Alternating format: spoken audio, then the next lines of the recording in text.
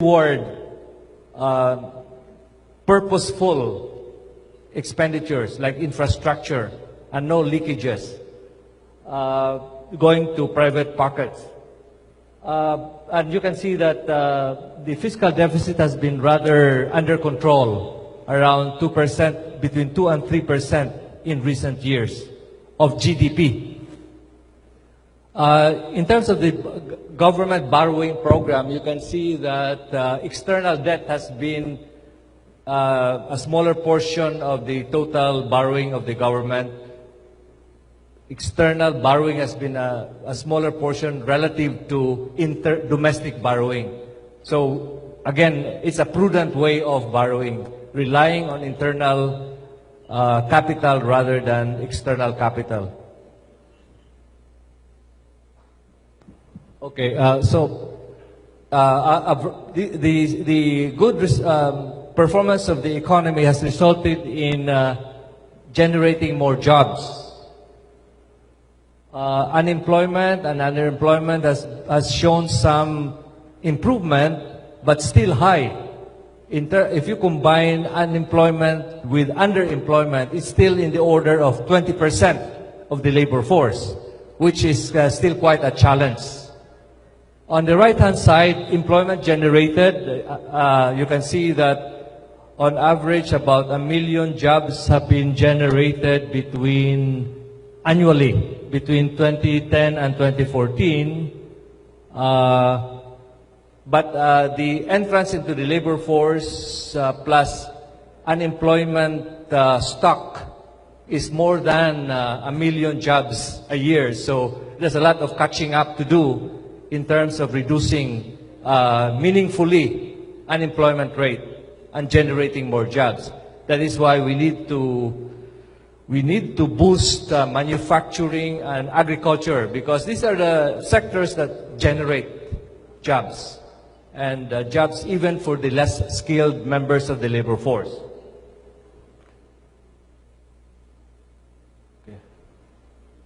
Okay.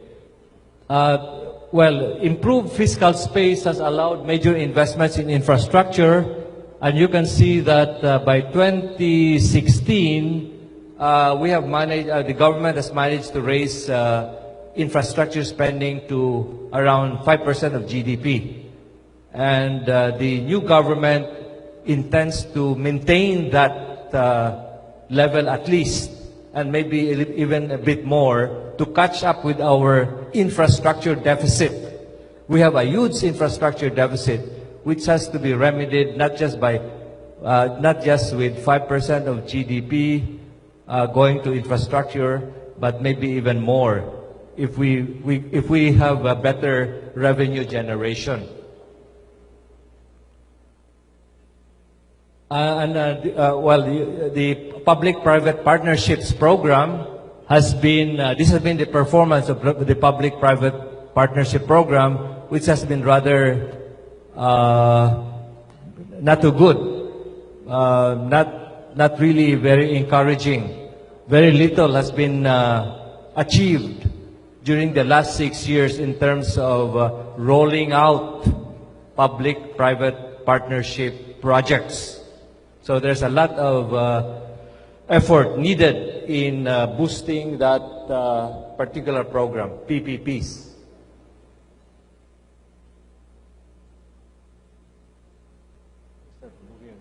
Okay. So better fiscal resources has allowed the government to raise spending on or for social services. You can see that spending for education has increased quite markedly, as well as spending for health and even housing. No, social services, housing has been rather up and down in terms of spending for housing. The CCT program, because of better revenue, the better revenue picture of the government's better revenue picture, has been boosted in terms of the budget given to it, which is which is now about, it's more than 4 billion pesos per annum. And the new government is going to improve this performance, not so much in spending, but in tightening the administration of this CCT program, because there has been some deficiency in the administration of the program in terms of more efficient spending for CCT. So health outcomes have improved as a result of increased spending for social services, such as on the left-hand side of the slide, access to water, safe water, proportion of households having access to sanitary CRs, and the National Health Insurance Program. The coverage of the National Health Insurance Program has also widened substantially. On the right-hand side of the graph, we have other indicators of health outcomes. Contraceptive prevalence rate has increased. That's the blue bar, but that is not enough to slow down our population growth, because in our neighbors, in ASEAN neighbors, the contraceptive prevalence rate is something like 70% or even more. Even lowly Bangladesh is able to achieve that. And so they have reduced their population growth rate much more pronouncedly than we have. And they have also, which also has led to steady and pronounced reduction in poverty. That is something that we have to do, as I will show you in the next slides. And then births attended by health professionals has improved, as well as births delivered facilities where professionals are available to assist mothers. And then in terms of education outcomes, also improvements on that score, such as participation rate, cohort survival rate, and dropout rates. These indicators have improved both in the primary school level as well as secondary school level, high school. Okay, and then in terms of poverty reduction, there are some signs of initial signs of inroads or strides in poverty reduction, but still very, very little. For example, between 2006 and 2006 and 2012, poverty went down by only a little bit over 1 percentage point, which is a very poor performance in terms of poverty reduction. I'm talking about the lower part of the slide, because that's the full year. Those are the full year data. All right, and so in terms of absolute number of poor people, it has actually been rising. Despite some slight reduction in poverty incidence, the number of poor people has been increasing, and that's because we have a bigger population base. And in 2014, which is the latest poverty data, it's poverty incidence for the first quarter of 2014 was recorded at 26.2%. So that's about 26 million poor Filipinos in terms of numbers. Okay, comparing ourselves with ASEAN countries, the 8 ASEAN countries, Singapore and Brunei are excluded because they are sui generis countries, special case countries. We compare pretty badly with our ASEAN neighbors in terms of poverty incidence. And Earlier, before that, poverty reduction rate has been pretty slow, as I showed you in the previous graph. So we have the highest poverty incidence as of around, these are data around circa 2014. And we have the highest poverty incidence except for Myanmar, which has data only for 2010. All right, and then in terms of inequality, okay, inequality across regions.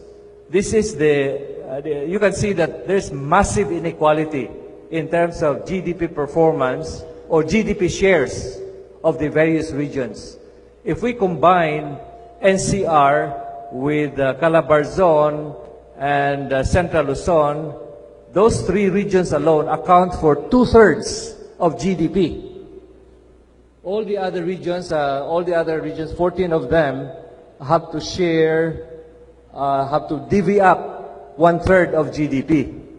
So that's how unequal the development of regions has been. And that is why that is a major thrust of the incoming administration, regional and rural development. And because Mindanao is now getting a lot of attention, I'm upbeat about better dispersal of development to the regions and decongesting Metro Manila, which is really choking in terms of many things, traffic and pollution and human. I tried riding the LRT once, and I started my ride from the origin. That's in North EDSA, and so being a senior, I was able to easily get a space on the senior section. But as the train moves on, you will notice that there are so many young seniors joining the senior section. As there are a lot of pushing and I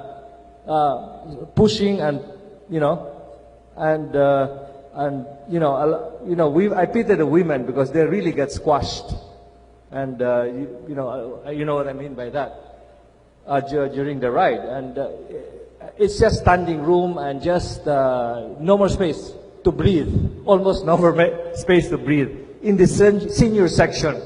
That's how bad our LRT is, or MRT. That is what I took from North EDSA to Taft Avenue, just to see how it is. Okay, and maybe our transport secretary, incoming transport secretary, should also experience that, so that he will know what he has to do regarding transport. And he's going to declare a transport crisis, traffic crisis in Metro Manila, right, Art? Okay. So that is the thing. That is the story about severely unequal regional development. Okay, and in terms of growth performance these are average growth rates, 2010 to 2012 and 2013 to 2014. You can see that it's it's a markedly uneven growth performance. Of course, the lower GDP regions would have higher growth rates because of a lower base. That's what we call the base effect, compared with the Metro Manila, for example. But that is really because of the base effect, and it will take some time for them to catch up, despite higher GRDP, gross regional product growth performance. Okay. So I think just to summarize up to this point, in terms of macroeconomic performance, no question the performance of the government or administration over the previous 6 years has been pretty good. Macroeconomic performance, national level. But in terms of subnational, lower level performance, either in terms of sectoral distribution or sectoral breakdown of GDP, the performance has been rather uneven and not as healthy as would be needed for the country to move faster in terms of poverty and inequality reducing economic growth. So that is the summary of that is the kind of impression that one would get if you look at this data. Okay, I think I have to move faster, right? Okay, so this is what we need. We need a rebalancing of the economy from to achieve poverty and inequality reducing economic growth. We need to rebalance the economy from being consumption-driven to investment and exports. And that's needed because investment and exports tend to produce or to create jobs. So to reduce our unemployment rate. And then also from consumption-driven, too much consumption as a share of GDP is something like 2/3 of GDP. That's too high. Compared with our ASEAN neighbors, it would be only around 50% at the most, consumption as a share of GDP. But in the Philippines, it's 2/3. Again, also services. We have to rebalance the economy from service sector driven to agriculture and manufacturing. This, as I've said earlier, these are the agriculture and manufacturing have been rather weak in terms of performance, and that is why we have the economy has had a low capacity to generate jobs. And then also we need to rebalance the economy from NCR-centered development to regional and rural development. All these rebalancings are needed to achieve poverty and inequality reducing economic growth. And in due course, I'm not saying immediately, maybe we should also move from fossil fuel to more renewables as they become cheaper and the technology of renewables develops further to bring down prices. Okay, and then just concluding remarks. We really need behavioral change. You know, we Filipinos are known to be very patient, tolerant, very high level of sufferance and tolerance. And I think this kind of patience can be vicious, meaning it can result in a vicious circle that keeps us in a low-level equilibrium. To get out of that low-level equilibrium, we need virtuous impatience. That is the good thing about the new president. He is impatient. I am also impatient. That's why I supported him. And virtuous impatience, I call it virtuous impatience because we need patience that will lift us out of this low-level equilibrium in terms of faster economic growth, lower poverty, and lower inequality. So, in addition, you know, we have three diverse departments or parts of the government: legislative, executive, and judiciary. But you know, these are diverse. They have diverse roles. So you can expect them to debate or be at cross purposes sometimes. But in the end, they should complement each other, and so that they eventually act to achieve one goal, which is economic progress, lower inequality, and lower poverty. So I think what we need is diversity towards unity to achieve our economic and social goals. And one final word, one final slide. You know, this is the. Can you put it back? Anyway, that slide just simply, I'm getting that slide from that, it's a Latin, old Latin wise dictum, which in English translates into, in essentials, unity. In controversial or doubtful matters, freedom. You can debate. But in everything, there should be charity, love, compassion, understanding. Thank you very much.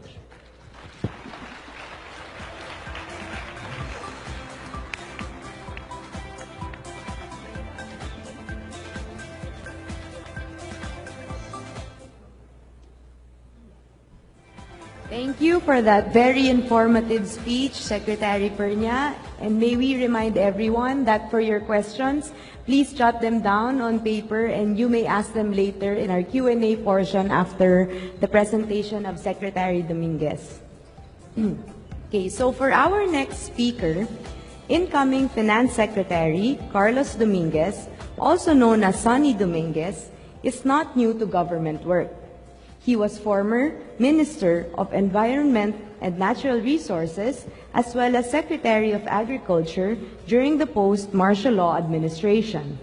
He is also a successful businessman with several high-end hotels under his portfolio, such as the Marco Polo. He has extensive experience in private and business sector. This experience culminating in several memberships of boards in other companies other than his own. Mostly, he is also the chairman of the Philippine Eagle Foundation, which he has informed us needs money and he will appreciate if you would donate in the Philippine Eagle Foundation.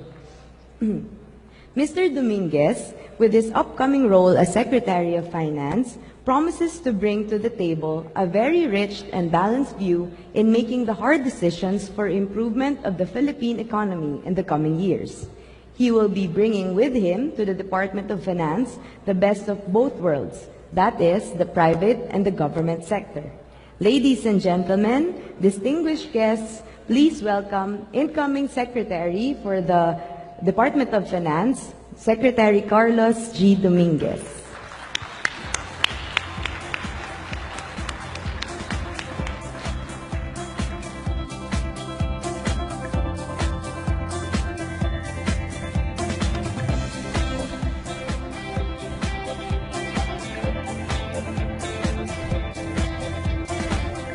Good morning, ladies and gentlemen.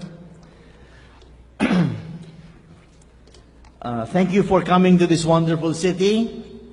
Thank you for taking your time to participate in this dialogue. I know a lot of you skipped Father's Day yesterday just to be with us here today, and thank you very much. We really appreciate that. Before we begin, I would like to acknowledge the presence of the members of the diplomatic community, the heads of the various business organizations here, like the heads of the think tanks. This is certainly one of the biggest gatherings of eagles in Davao City. That's an ad for the Philippine Eagle Foundation, which I hope you can visit while you're here. And by the way, when you're there, as my spokesman said, please leave a little donation because it takes a lot to breed these eagles. Before I begin, I would like to thank the Philippine Chamber of Commerce and Industry, headed by George Barcelon, and of course, the Mindanao Business Council, headed by PACQUIAO. Thank you very much for organizing this event to ensure that today's mix of participants are representative of the business sentiments all over the Philippines. I would like to greet finally my friends from the private sector and of course my future colleagues in government. welcome again to Davao. This dialogue, I assure you, will help us refine the reforms the new administration proposes. From the onset, let me assure you that the new administration will be guided by what is best for the nation. We seek your counsel as stakeholders in this nation's progress, as we will the counsel of the stakeholders, those who own nothing in their names, but whose capacity for hope rests precariously in the opportunities public policy is able to create for them. Last night at a dinner with the Philippine Chamber of Commerce and Industry, I was handed the brochure, which I believe you all have, which is entitled Giant Steps. I was amazed at how closely the analysis and prescriptions fit the 10-point program that our administration means to implement. So right from the beginning, we are definitely in tune with the PCCI.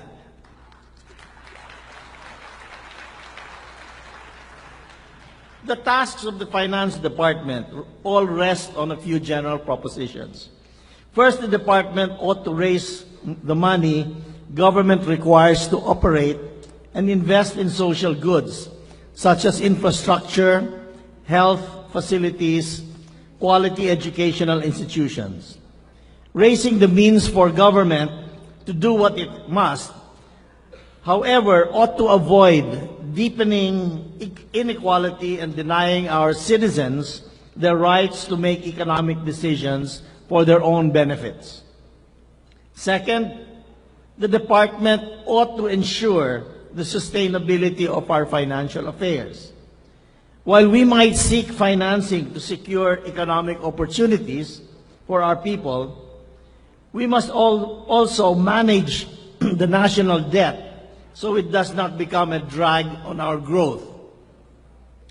Third, and possibly most important, the Department of Finance should play an important role in making our growth more inclusive.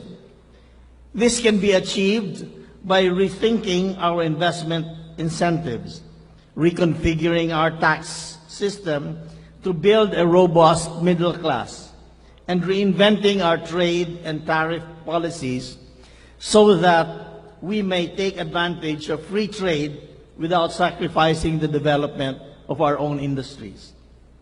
The third role requires some out-of-the-box thinking and creative synergy among all the economic managers. Given the nature of the global economy today, the nation-state needs to play new roles to ensure their economies create jobs, disperse wealth, and widen opportunities. The incoming Duterte administration has outlined last month an 8-point program, but now is expanded, which has now expanded into a 10-point socio-economic program. By the way, this is not invented by some of the cabinet members. This 10-point socio-economic program is drawn from what the President-elect said in the sorties during the campaign period. The economic program should reassure the public that the new leadership will basically continue the macroeconomic policies that brought our economy to a higher growth place.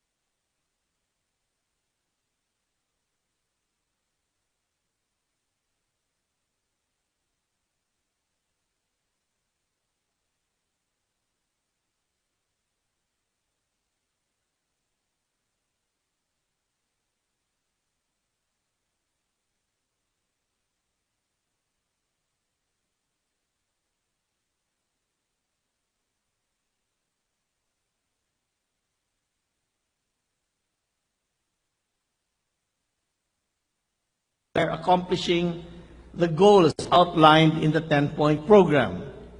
The new administration will move away from the chronic underspending we have seen in the past few years.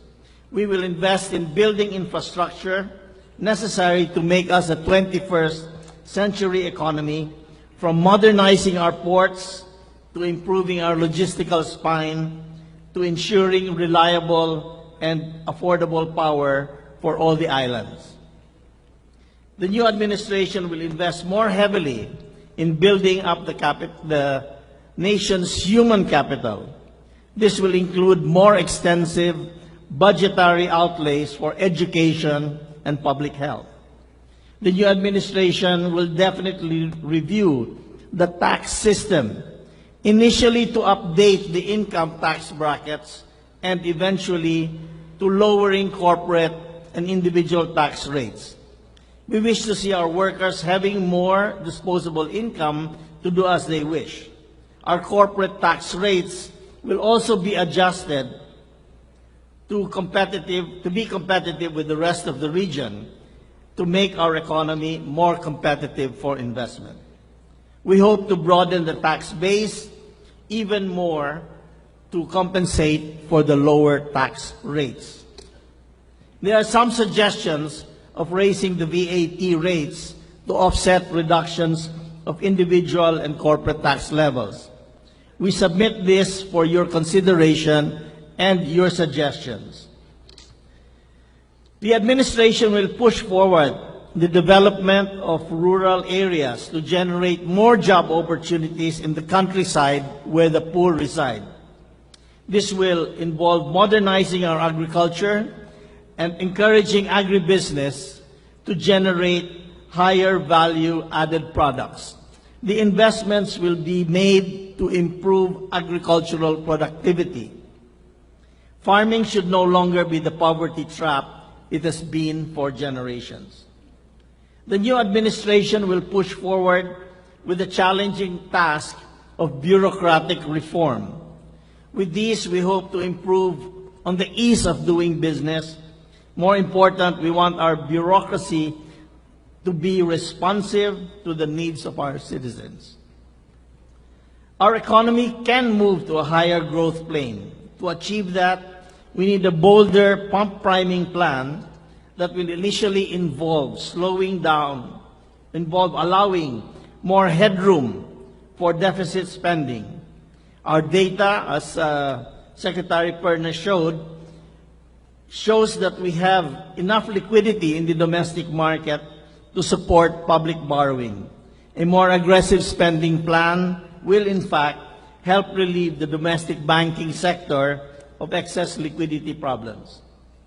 The Duterte administration comes to office at a propitious time in our economic history. Both interest and inflation rates are at their lowest ever.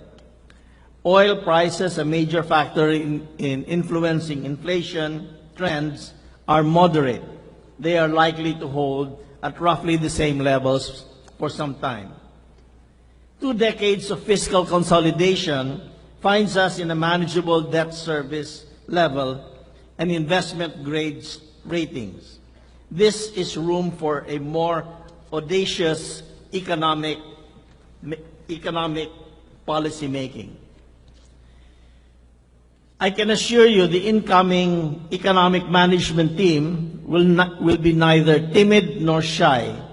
The people expect us to deliver not only peace and order, but also an economy that is truly inclusive. The public mandate is clear. We want a society that multiplies opportunities for its citizens. We want a community that is caring. We want a leadership that looks after the most vulnerable. The macroeconomic numbers are, as you very well see, very good. We expect to sustain the economy's robust growth well into the medium term. The macroeconomic numbers, however, do not tell the whole story. Our people did not vote for change in May 9, 2016 because the economic numbers were good. They voted for change because the good macroeconomic numbers did not translate to a better life for all. We need new metrics to understand how economic expansion can be made more meaningful for the majority of Filipinos.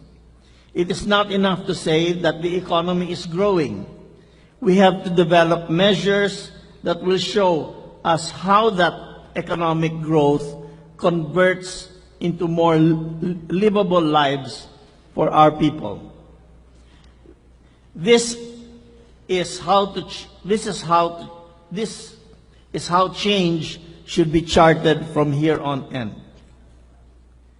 I am sure that the first question in the minds of the business community is, what sort of environment for business will there be under this new leadership? Let me tell you now that the environment will be good for business, will be good for you to create jobs. The playing field will be leveled. We will free government agencies from regulatory capture. Contracts will be respected. Good governance will be delivered. Corporate taxes will be lowered. The negative list for investments will be relaxed as far as constitutionally possible. Infrastructure will be built, and the ease of doing business will be improved.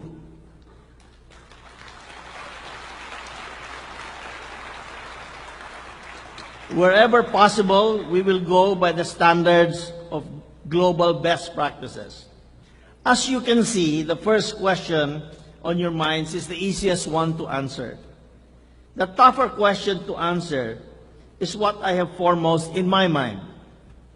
How can we grow our businesses without doing business as usual? Michael Porter shares with us an important concept of shared values. What can business do to improve the value proposition for consumers? How can we improve our processes so that end users benefit as much as businessmen do? What can the business community do to help advance practices, best practices in both public and private sectors so that we can move our economy out of the feudal ages, improve distribution of wealth, empower analytical consumers, and reduce corrupt practices? This is the challenge I pose to you, eminent members of the business community today. In what ways may government and private sectors partner to push reforms in government? I propose today that we start building coalitions for reform. We need to radically transform the way we do things so that our economic growth does not only translate into further entrenching of the status quo, so that we do things more efficiently, the majority benefits from the values created, so that when government performs better, the citizens and consumers benefit at the end. We cannot transform government without transforming the community.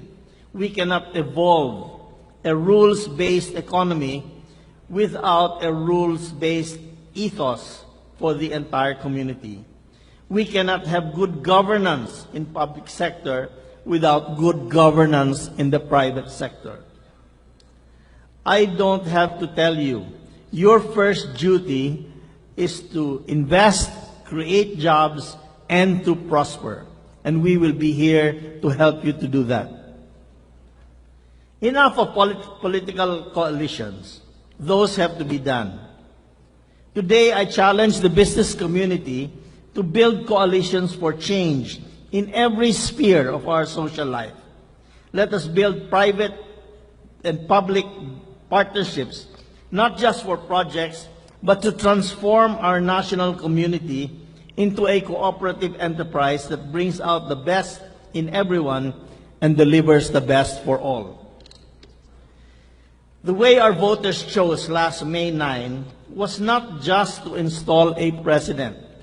It is to change the way we do things as a nation.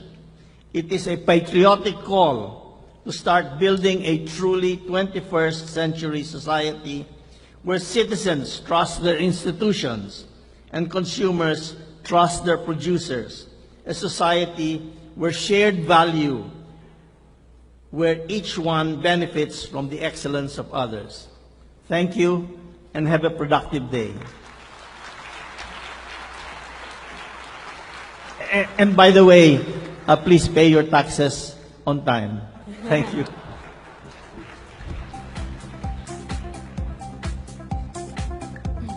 Thank you for that very good presentation, Secretary Sani. And before we open the question and answer forum, may we request our other department secretaries that are present here to please join Secretary Dominguez for our Q&A.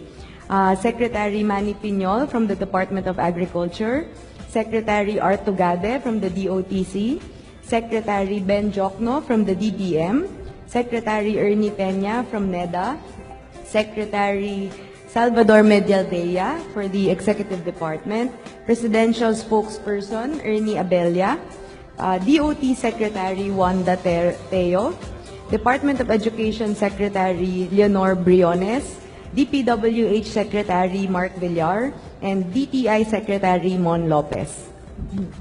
Okay, so to explain our question and answer portion, we have facilitators roaming beside your tables, and we will do it on a first basis. So if you have questions, please raise your hands. But for those who we cannot accommodate, please write your questions and we will compile all of them and answer them tomorrow. Oh, and we also want to invite incoming Commissioner Billy Dulay, the incoming BAR Commissioner, and Secretary, of course, Secretary Vit Aguirre from the DOJ.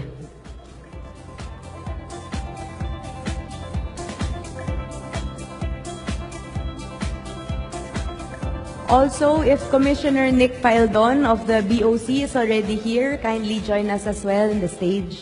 Thank you. So, for your questions, you may direct them to any of our cabinet secretaries and they will answer. As a rule, please ask your questions with a question mark.